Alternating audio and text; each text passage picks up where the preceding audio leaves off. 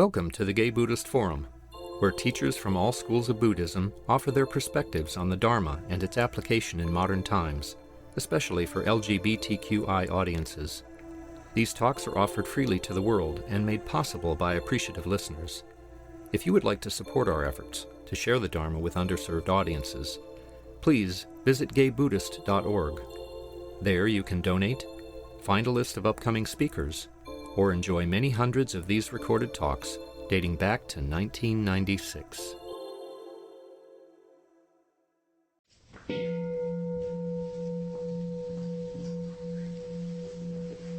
It's our tradition to go around and introduce ourselves before we hear a speaker. If I may, I'll begin. My name is Roy. I'm Len. I'm Kay. I'm Juan.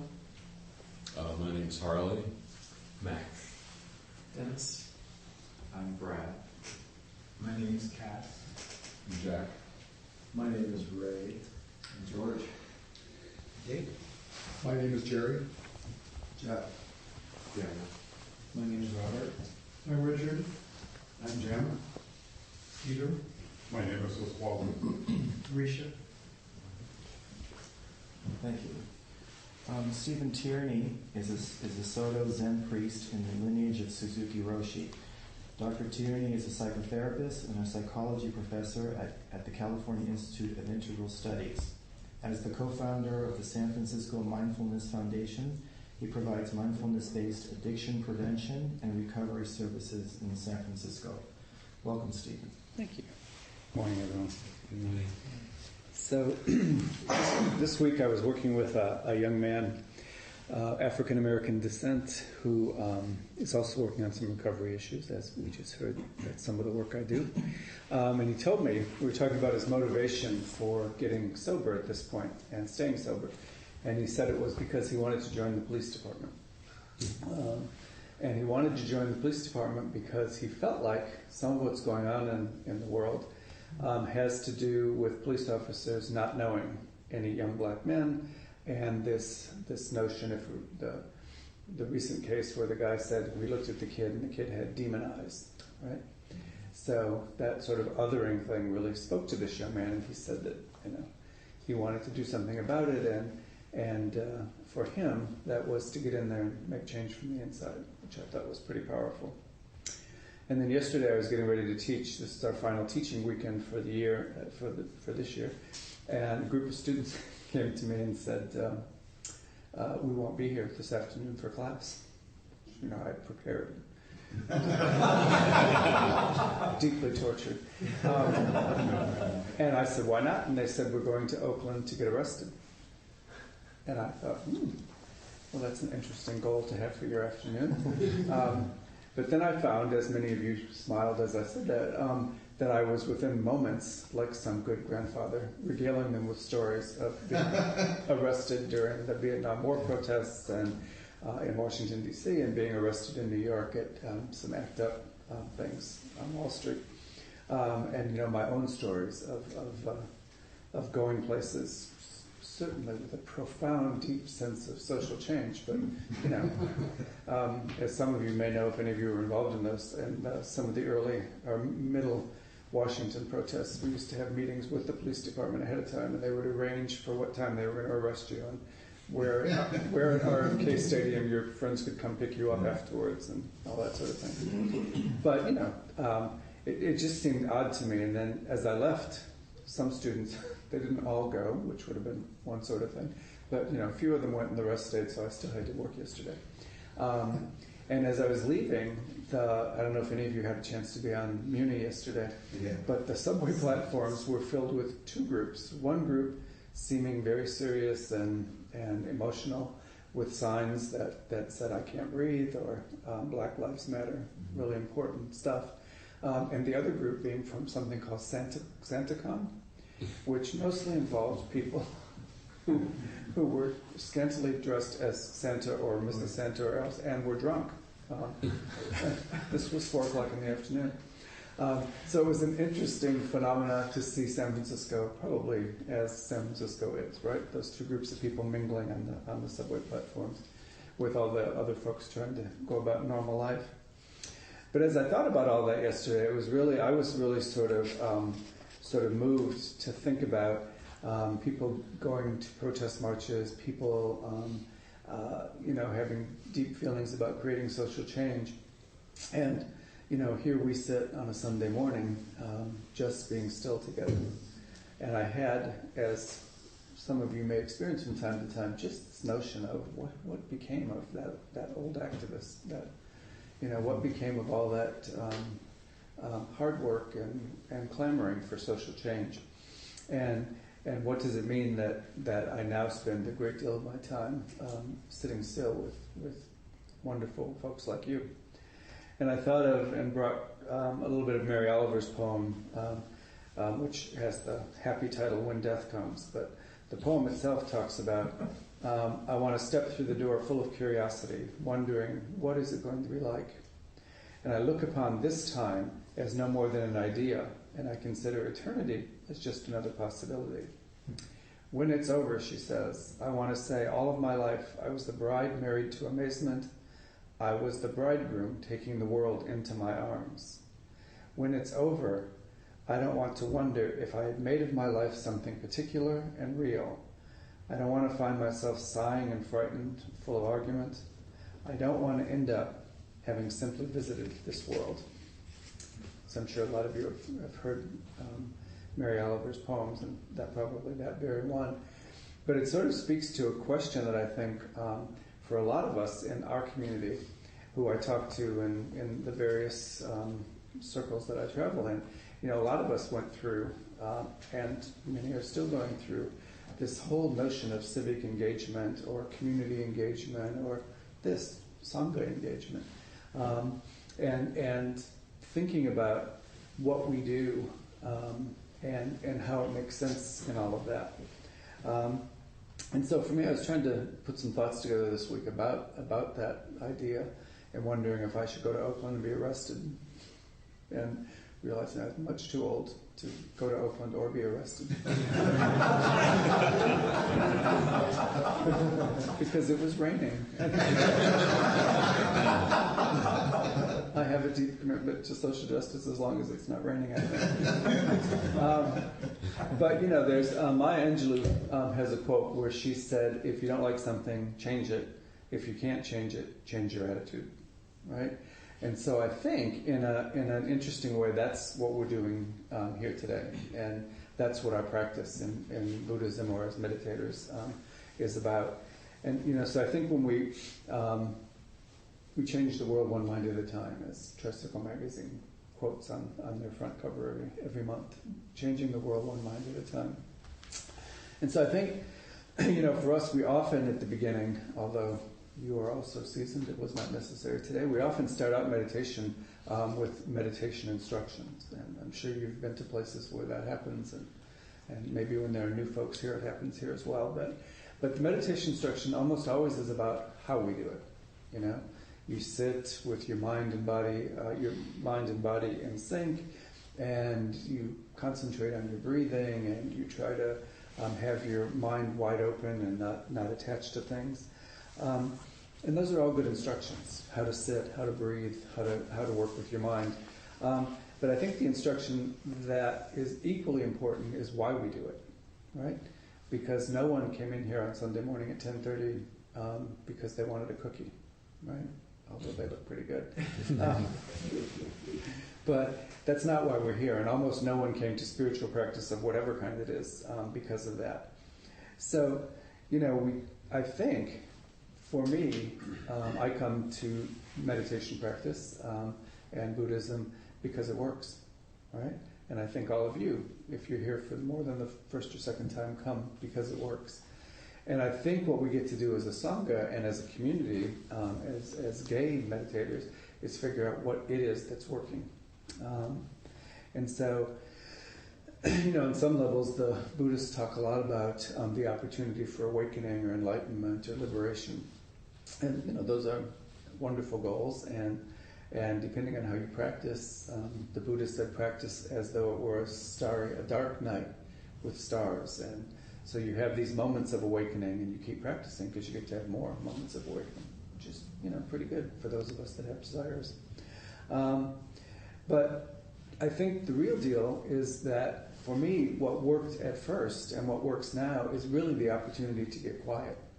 You know, there's so little opportunity in my life. I work as a teacher and a therapist, so a lot of communication going on. I do watch the news, although not as much as I have in past years, because most of it's disturbing. You know, and there's just the 24-hour news cycle, and you know, I'd like to tell you that I'm a very lofty person, and you know, but I do watch How to Get Away with Murder, and I'm fairly certain, if anybody's seen that show, that when Thich Nhat Hanh said, "Do not pollute your mind," that he was talking about that show. And if anybody needs to know what happened in the last episode, I can tell you. I'm not nearly as lofty as I'd like to be. But I think, you know, that part of it is when I sat down 24 years ago now when I began this practice, and I'm sure each of you has this experience, the first thing I thought was, I can't do this. You know, there's all sorts of stuff going on in my head. You know, I'm wondering how I got in here. I wonder how I can get out of here. I was wondering about work I had to do the next day. You know, frankly, there was a guy in front of me with these fabulous shoulders. I was wondering about him. You know, we get our spiritual delights where we may.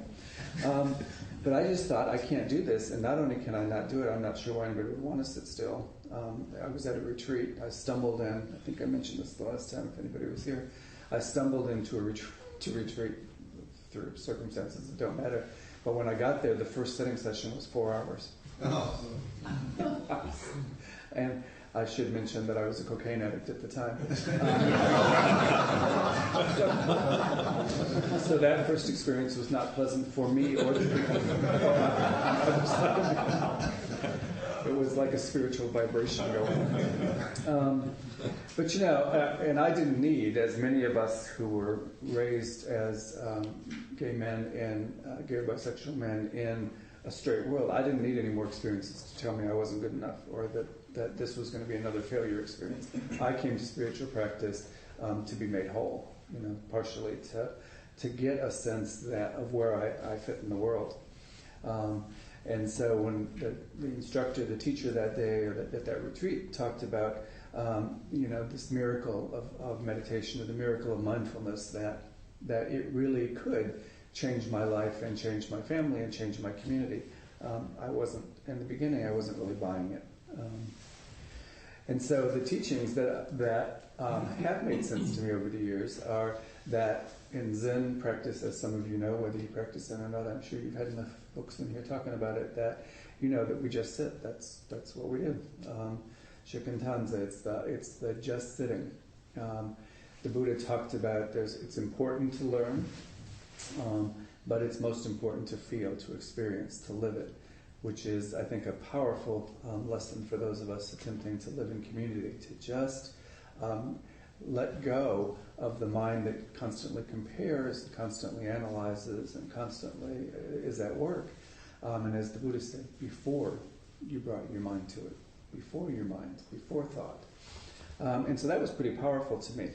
And then I thought, great, so now I can just sit back and watch everything, and be very spiritual, and that's great.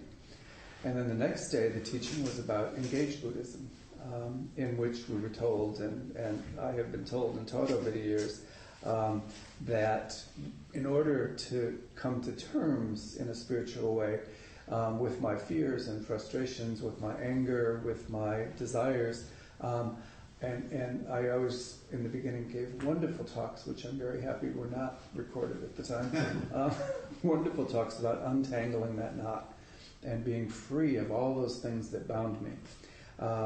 And I actually had the opportunity to study with Thich Nhat Hanh at Plum Village for a couple of weeks at one point. And he gave this wonderful talk about the only way to untangle that knot is to get tangled up in it, to really embrace it fully, and to become friends with your anger. You've, I'm sure, heard that talk or read that book. To become friends with your fears, to become friends with your desire. And it's only by becoming friends with them that we can eventually work with them. And the way that he explains that, and the way that I've tried to put it into my life, is that stuff still comes up, right?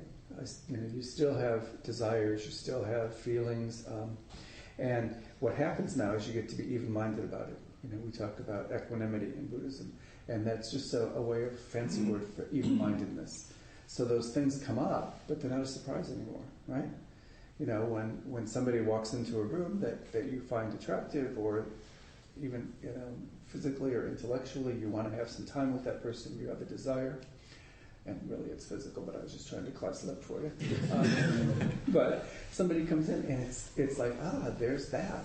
And most of us, somewhere along the line, manage to develop a little shame spiral with that. In a Zendo, I shouldn't be thinking that person is cute. I shouldn't be thinking about, whatever it is I'm thinking about. And so we develop all those feelings in that story and that narrative and all that craziness. And so if we become friends with, our desires and our fears and our frustrations, they're not surprising when they come up. It's like, there it is. I am in the Zendo, so I'm going to pay attention to what we're doing here for the next couple hours. But, that not bad to look at, and would like to get to know that person better maybe. And so those things allow us to live with that sort of even-mindedness, that balance that the Buddha talks about, and balance and poise. And so I think the teachings then, it's in Zen we talk about just sitting. The meditation is the most important thing because it's on that cushion or in this chair that we get a chance to really bring awareness to who I am, who have I become. And oftentimes that who I've become, and I'm sure some of you experience this, is not real, right? In the Lankavatara Sutra that I've been working with this year, it's the Bodhidharma, the Japanese Buddhist teacher, sort of his main instruction for us all. And in there, what it talks about is there's two really important things to know. One is that you really take a good look at the world you live in and the things that come before you. And the other is to know that it's all a myth, that you made every bit of it up. That my experience of the world is my conscious thinking about it. And so the minute I think about what is this, I'm now thinking about, is the building safe? And where did that tree, all that stuff. And so all of it is my perception of it. And so he says that you should be really aware that life, all of life, is a mental formation, as the sutra calls it. But then, having said that, he goes right on to say, now get over it and live. You have to live in that life. So the task before us is trying to manage our own perceptions of the world and our own perceptions of each other. So the Buddha taught, one of the most important teachings for me in Buddhism is the Buddha taught about the innate nobility of all human beings, right?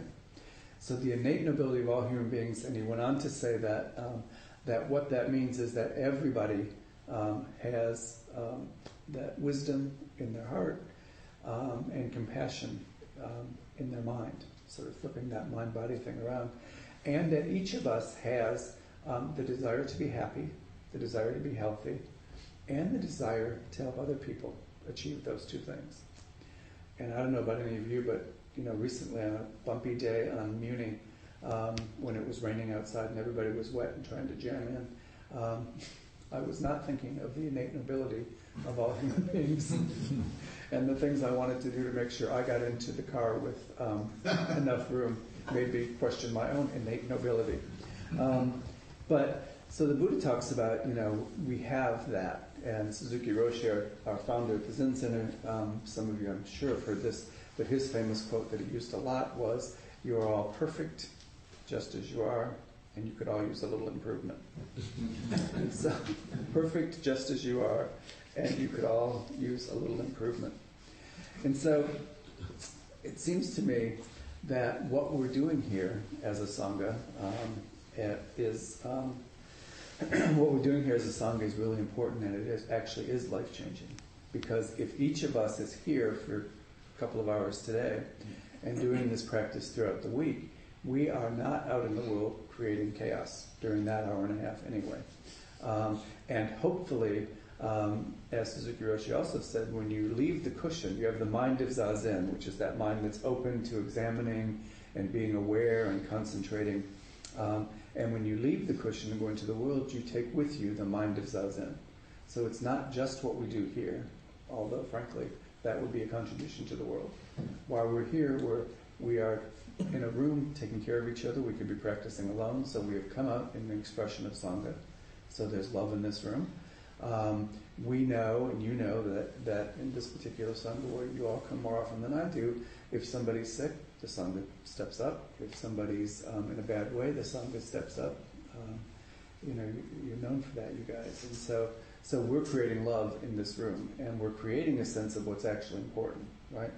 And it's not about looks or who drove the fanciest car or any of that stuff.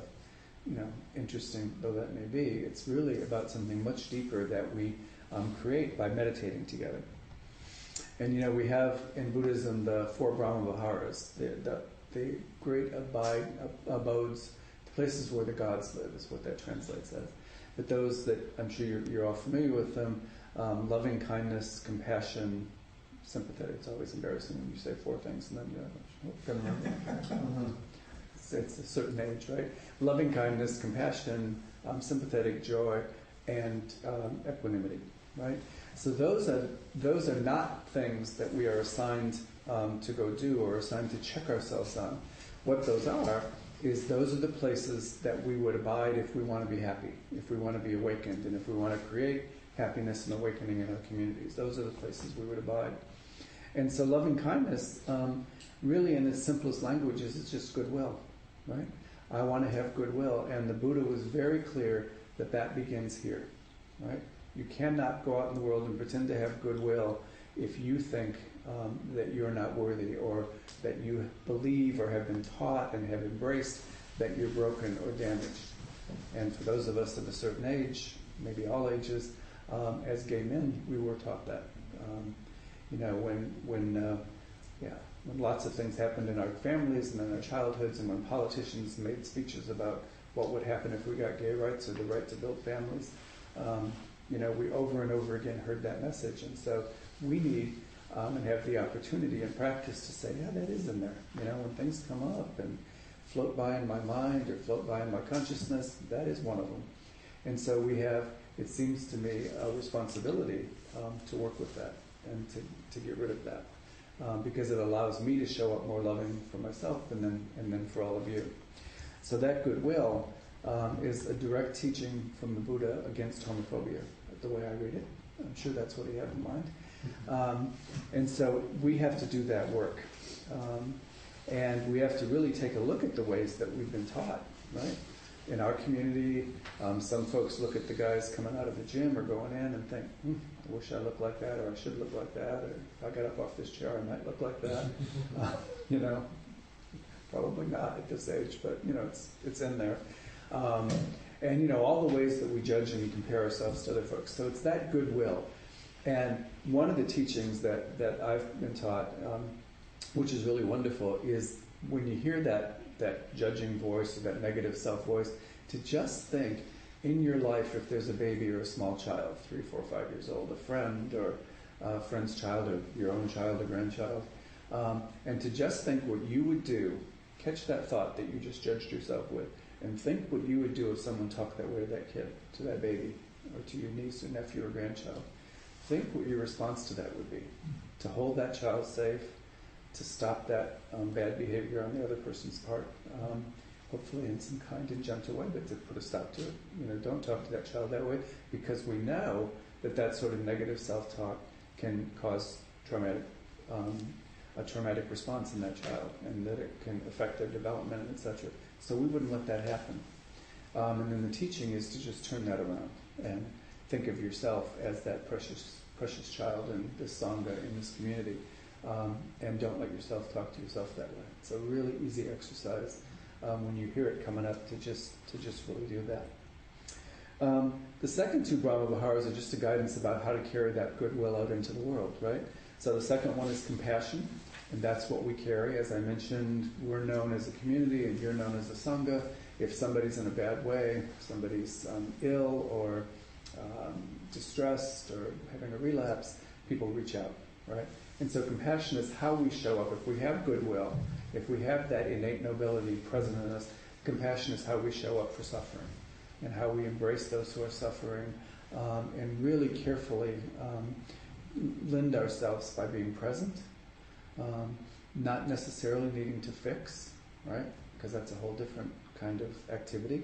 So not needing to fix unless we're asked, not needing to take over, to be present with somebody just as a being with this compassion, and not having our set of judgments about, I know how to fix that, I know how you want to be, I know blah, blah, blah, blah. So compassion is just how we show up for the other members of our community and our families, etc. And then sympathetic joy is how we show up for happiness. And for a lot of us, that over life, from time to time, has actually been more challenging. Right? It's actually been more challenging. Somebody says, what are you doing for the holidays? And you say, I'm staying here because I have to work. And they say, oh, I'm going to Hawaii for 2 weeks. And you say, oh, that's really wonderful. Going by yourself? No, I'm going with my lover, who I met on a cushion 24 years ago when he was sitting right in front of you. And it's like, and you've been together ever since, and you're really happy. How nice for you. How nice for you. I hear it rains in Hawaii in January.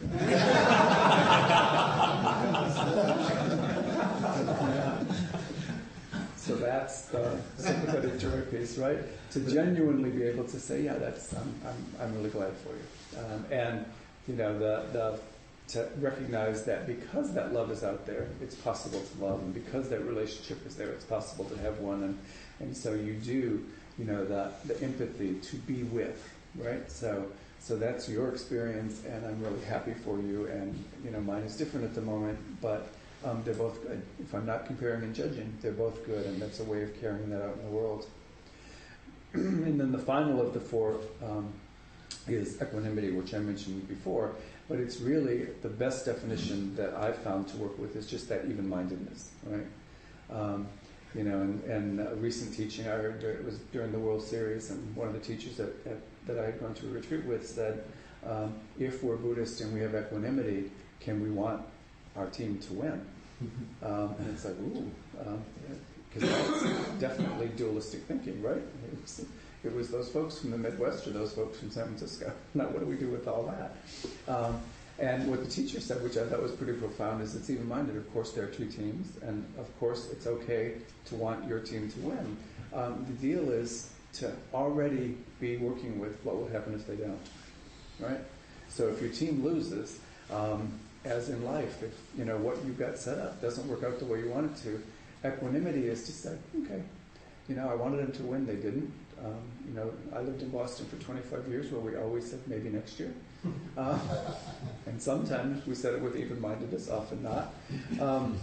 But that was, I think, really a profound teaching for me, that equanimity is just to say, somebody's going to Hawaii and I'm staying home, and that's okay, I'm okay with that. And maybe someday it'll be my turn to go.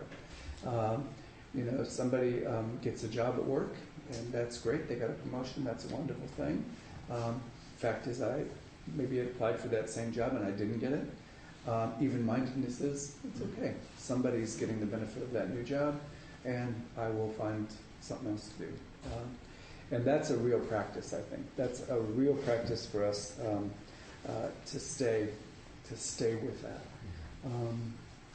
Sharon Salzberg, the teacher that many of you know, says that in my own practice of loving kindness, I have been opened up to the power of compassion and to the fact that all beings want to be happy.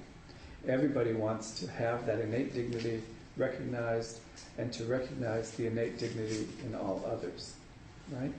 So what she's saying is that the four Brahma Viharas give us this opportunity to say, wow, lots of stuff happens in life.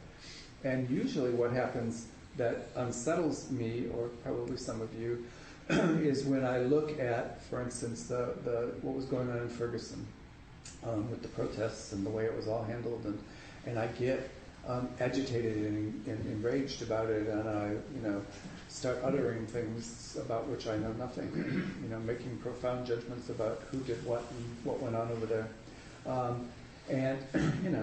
The better way to be in life would be to come and sit on the cushion and to try and figure out how I could make a contribution somehow by doing some volunteer work, or maybe making a donation, doing something besides being around uttering hate speech or angry speech, not hate speech. I don't think I did that, and I'm sure none of you did. But angry speech, or speech that purported to be factual when I didn't actually have any idea what I was talking about. Which, as I was listening to the news and the commentators and people in the community, a good many of us were chattering about things we didn't know anything about. But we were all quite convinced we were correct and that there was one truth to all of that. And so our gift, I think, and the practice that we get to use when that happens to us, when we forget about that innate dignity here and there, is the gift of silence. Right? That's we don't have enough of it in our lives, and when we come here together, Buddha said, when a man knows the solitude of silence and feels the joy of quietness, he is then free from fear, and he may enjoy the joy of the Dharma. The Dharma being things exactly as they are. So I think that's a really powerful place for us to practice. And if we think about that, so much of what goes on in life is, as the young man who came to my office and said he wants to be a police officer, so much of what goes on in life is fear. They don't know me, so they're afraid of me. They don't know us, so they're afraid of us. The response to fear for a lot of folks in the world is to be angry or to be offensive rather than be defensive. And so some terrible things go on because of fear. And so in our practice, we have awareness, and concentration. So in our silence, we get an opportunity to take a look at what's really happening, what's actually going on. And then we get to practice acceptance, right? We get to practice acceptance of what's actually going on. Not approval, and I'm sure you've heard that before and said it many times in your lives, not approval of what's going on, but acceptance, right? There's something going on in Ferguson, Missouri. It's distressing.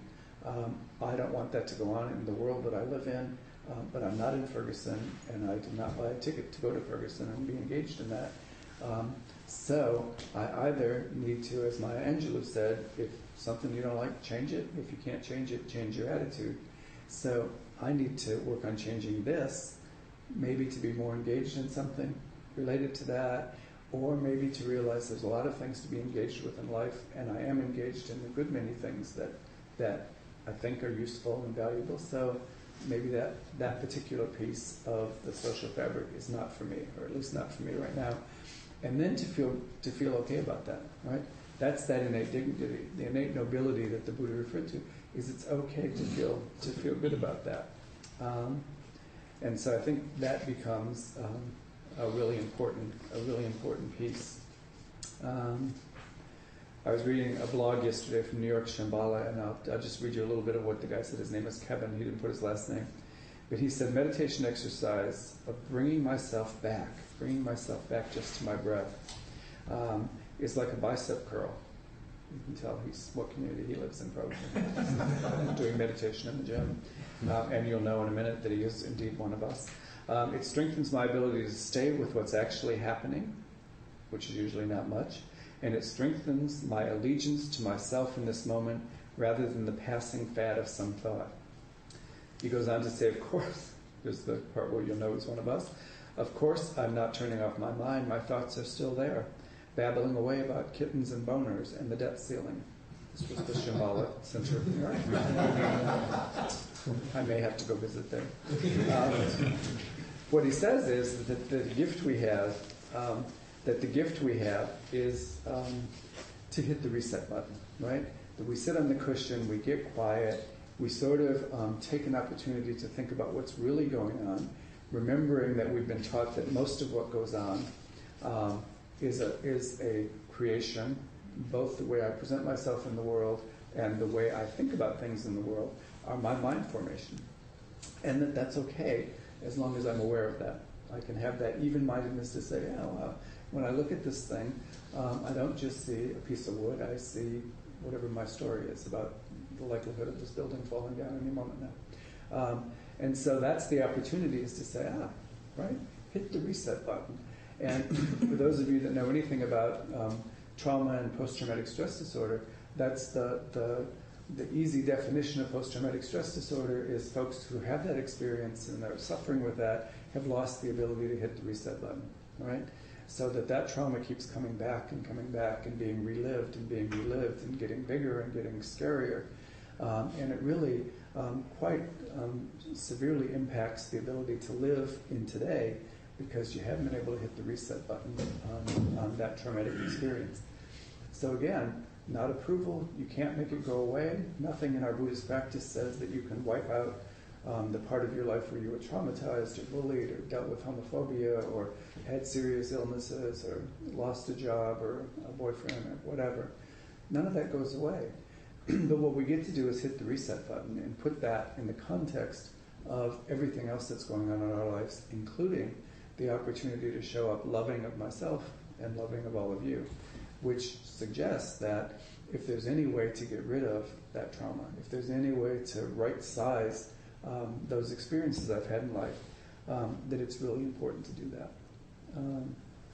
Eleanor Roosevelt, the great Buddhist teacher, said, you have to accept whatever comes, and the only important thing is that you meet it with the best you have to give. Right? You have to accept whatever comes, and the only important thing is that you meet it with the best you have to give. And so I think that our practice of accepting whatever comes and meeting it with the best we have to give, predicated on that we believe we are the best we have to give, that we each have the capacity to be our best, and we are, until somebody proves otherwise.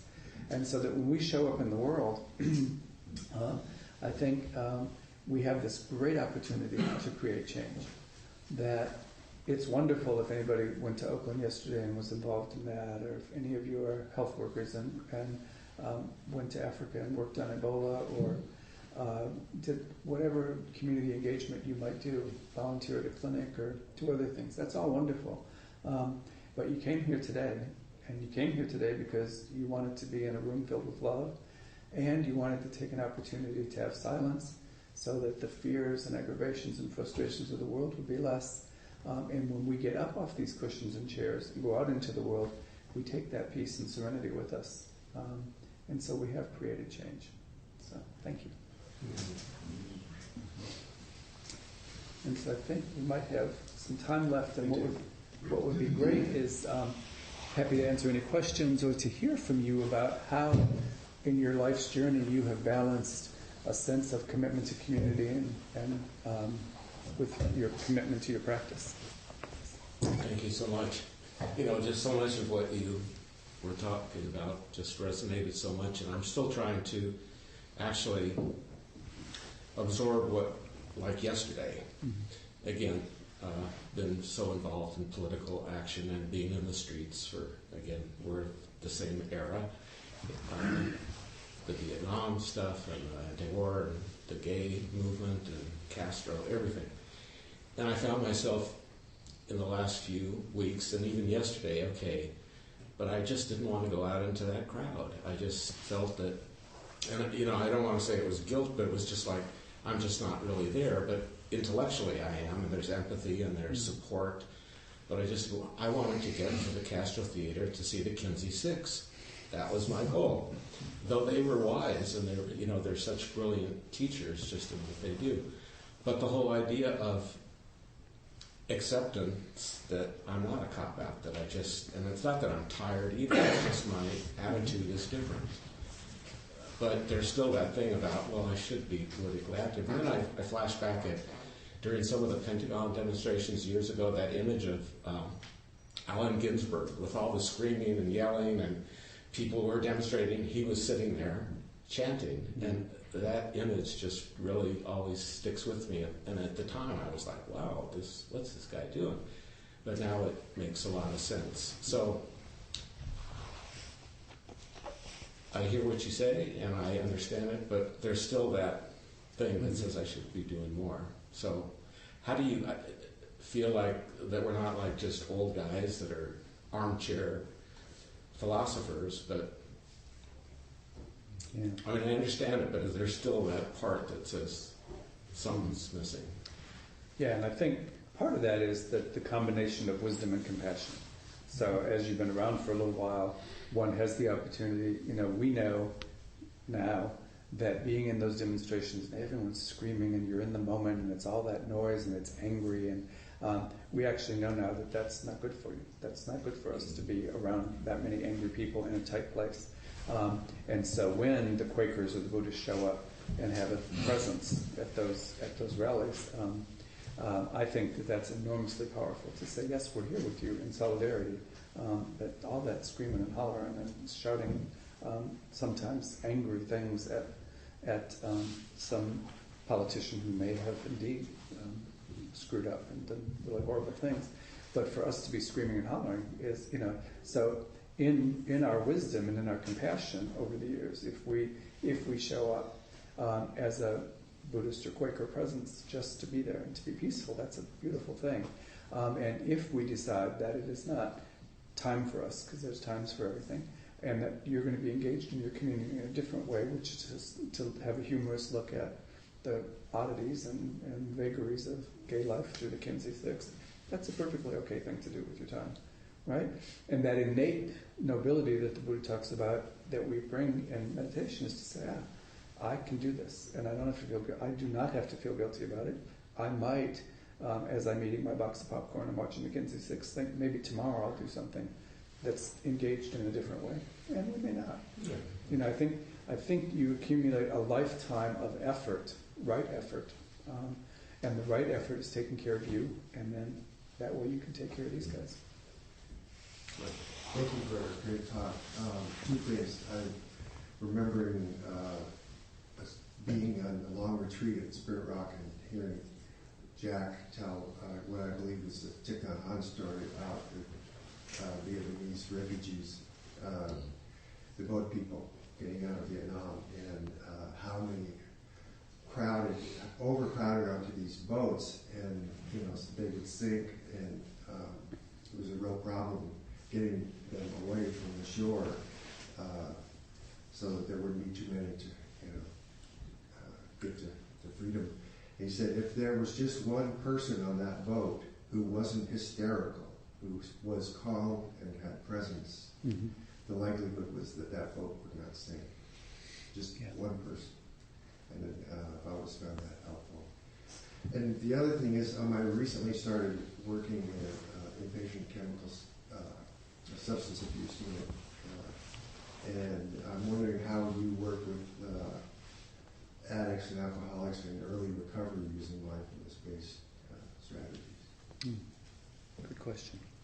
I think what's been effective for me is that when folks come into recovery, one of the realities that's out there floating around is relapse. And the particular work I do is with folks. We have a mindfulness-based relapse prevention program, and what we try to help people do is bring awareness to what's going on. Because for those of you that have known anybody in recovery, when it happens, people will show up on Monday and say, I don't know what happened. I just ended up with a hangover. Or, I was just walking through the Tenderloin and somehow ended up with crystal meth in my pocket, and I was home with, the doors closed. And the fact of the matter is that we do that with a lot of life, right? I did not intend to tell off that mean woman in Starbucks, and suddenly I heard a voice yelling at her, and it was me. That's a story. But the way we work with meditation mindfulness is if you can stop long enough, right? If you do the mind of Zazen, if you stop and say, what's really going on here? Like for me, before I would yell at somebody in a store, I have learned over the many years that my jaw tightens up. If I'm having an anger experience, which is usually just sitting on top of a fear experience, that fear that I'm not being respected or whatever, then my jaw starts to tighten up. And if I know that, if I can slow down enough in life to know that, I can do something different. I can back away. I can, make a different choice about what's going to come out of here. And actually sometimes make a different choice about what comes out of here. And so that's how we work with folks in recovery, is to say, nobody actually wakes up with a surprise hangover. There was something going on. You stopped doing your program work if you're in a program, or, frequently it'll be like I had a huge fight with your partner or your boss or somebody. Your friends were supposed to meet you for dinner and they didn't show up, and you felt isolated and alone. And then instead of going to be with some other friends or go to a meeting or something or come here, you went home and sat alone in the dark and felt sorry for yourself, and the next thing you know, bang, bang. So mindfulness helps us in that situation and in life to say, what's actually going on? You know, if I'm feeling like I'm isolated and alone, we know that's a primary driver for people picking up drugs and alcohol and behavioral addictions of one kind or another. You know, I feel like life's not good to me. And what we know about our minds as folks is that if you have ever been made to feel invisible or dehumanized, you can never deal with a lack of respect again. So a lot of teenagers who walk around angry all the time and they say, well, you disrespected me. We all experience that, unless you had a wonderful life where you were accepted as a gay man from the earliest time and encouraged and nurtured. Is that anybody here? If not, and through the political systems and education systems and jobs, we've all been made to feel invisible at some point. We had to be invisible to get by. We were dehumanized because we had that experience. And so I am predisposed because of that to walk around on the constant radar for being disrespected, right? And I have had some encounters in my life where people disrespected me, and I really had to go to it because, you know, as a gay activist and an evolved person, that's not okay. You may not disrespect me because if you disrespect me, you're disrespecting all of us. Well, of course, the result of that, when you look, is I have been disrespected by people who didn't say anything. They haven't said anything. It was, or they said something. I heard what they said that was disrespectful and dismissive, and later they said, "Well, you know what I actually said was blank and blank." It's like, oh, never mind. And so it's that. It's the ability to stop when the jaw tightens or when your gut clenches or whatever it is for you, and to take a look at what's going on. And so my experience as a person in recovery and working with lots of people in recovery is that there's something that happens in the week before, and the mindfulness work helps you slow down enough to say, I'm in early recovery, I'm really fragile right now, and I should be paying attention to my gut clenching or my jaw tightening. And you know what most, whether it's formal therapy or a recovery group or a peer group, what most of them say is the most important thing is to be connected and ask for help. And so we try using mindfulness to help people be aware when things are starting to be, you know, equanimity is at risk, right? Where, and so that they have this opportunity to say, maybe I should check in with somebody about that. Thank you. Yes. I was thinking back of the African American young man that you were talking to that wants to become a policeman in, you know, reaction to what has been happening in Ferguson, and as you know, with all of us, you know, it's been a source of great frustration. I've also turned off the TV just to disconnect because, you know, and of course, there's the multiple versions of the reality that may or may that happen. But going back to that, young man. What I mean, you're a teacher. I'm sure that conversation made a difference for him. Mm-hmm. How can that be sustained? I mean, that's where the challenge is, I think, for me. You know, I think I can have enough detachment for situations like that to disconnect from some of the anger, the irrational anger. But, you know, when I think of that particular place, Ferguson, it's like, gee, if only people got engaged in the political process, that would not happen. If there could be voter registration programs. And that I haven't seen happen just yet. You know, the demonstrations that are going around where traffic is stopped and all of that, that's a rightful expression of anger and frustration, but I have yet to see a concrete focus for that one, other than things like the conversation you just that you had with that young man, you know, because that can be sustained maybe for a period of time and he can be himself. But anyway, this is just a comment, but this is where I would like to be more engaged, and I do not see a vehicle for my engagement yet. Well, you know, I think one of the things that's interesting is I was just reading an article online yesterday about there's a massive, the young woman and the young man that organized the protests in Ferguson in the beginning, have now moved over and are doing voter registration drives and so forth, and we haven't heard anything about any of that. And I think what happens is there's two pieces that make sense for me. One is, we had a campaign a couple years ago that said it can be different. Young kids who are being, suicide and violence, it can be different, or however that expression went. It gets better. That's even better than different. It gets better. To be really clear about that. And I think that's a message that gets lost a lot. And so for like that young man who came up with this idea, and he was seeing me, which means he's got an issue with addiction, and so could he become a police officer? We worked on making it clear how that could work. And so that's one piece of it, is to hold out that hope. And as Buddhists, we don't live with hope or regret because we live in the present moment. But we know that things have gotten better, right? I don't know about any of you, but all this craziness that was going on up here is very much better and different than it was when I first came in here. So I live with that reality that this practice, that our spiritual connection has changed my world, and that it could change his, that somehow his could be changed. And the other thing that I think mindfulness lets us do is see just how comfortable we are. Because, the people that should be organizing voter registration or, working to, make sure that the California schools do a good job of educating young black and brown men so they end up in college and not prison. The people that should be doing that are the folks who, are sitting back watching it on TV and either thinking that's not me, or there's nothing I can do, or I don't care about it. And so then periodically, every once in a while, something blows up and people get a chance to get rid of all that rage and anger, or get it out into the world anyway. And then what should be happening then is people take a deep breath and say, okay, got rid of that emotion, and now how do I come to some equanimity, some sense that the world can be different, can be better, by being engaged in something, right? And I think each person gets to decide what that is and what level of involvement their life, their health, their other commitments allows them to have. And then I think it's time, the Buddha said, when he came out from under that tree, he said, now it's our job to go out and engage with the world, right? So take that teaching out into the world. And so I think for all of us, there's a call to do something.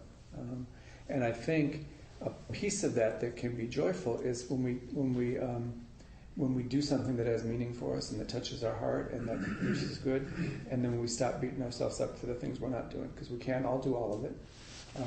And as I said, I have a really strong belief that what we're doing here today and every Sunday changes the world and makes the world, for 40 guys to be here and keeping a check on anger and competition and all the stuff that we were trained to do. That's a really powerful thing, and we can feel good about that. And if you also have time to volunteer someplace or do whatever, those are all good things. But we have to know what speaks to us and sustains our life. Thank you, Steve. Will you be able to stick around for the social hour? Little bit. Thank you so much for today. Okay, so announcements. Can we start with our host today? Sure. I'm Len. This is my last day hosting, so it's been great hosting here. But today, enjoy the refreshments, and if you have tea, there's hot water, and please wash out your cup with soap and hot water when you're done. I'll be going around with the Donna Bowl to collect your generous donations, and if you would like, I think everyone's here, no one's new, but if you are, there's a sign-up sheet outside on the, what did you call that? Credenza. And at 12:30 we meet, some people meet outside for lunch, and everyone's welcome. Thank you.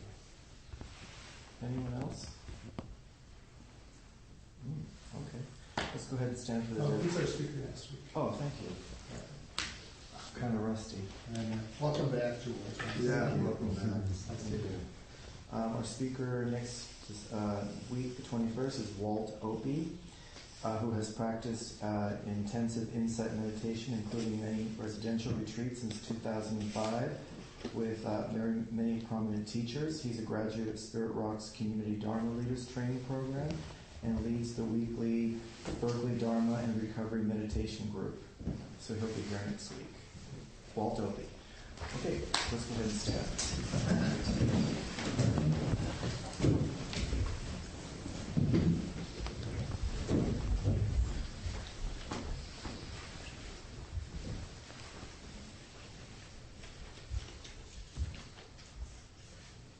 By the power and truth of this practice, may all beings have happiness and the causes of happiness. May all be free from sorrow and the causes of sorrow. May all never be separated from the sacred happiness which is without sorrow. And may all live in equanimity, without too much attachment or too much aversion, believing in the equality of all that lives. Thank you, gentlemen. Enjoy your day. Thank you for listening to the Gay Buddhist Forum. If you would like to hear several new talks per month and be notified of upcoming speakers so you can participate live, please subscribe to this podcast, like us on Facebook, and join our mailing list by visiting gaybuddhist.org.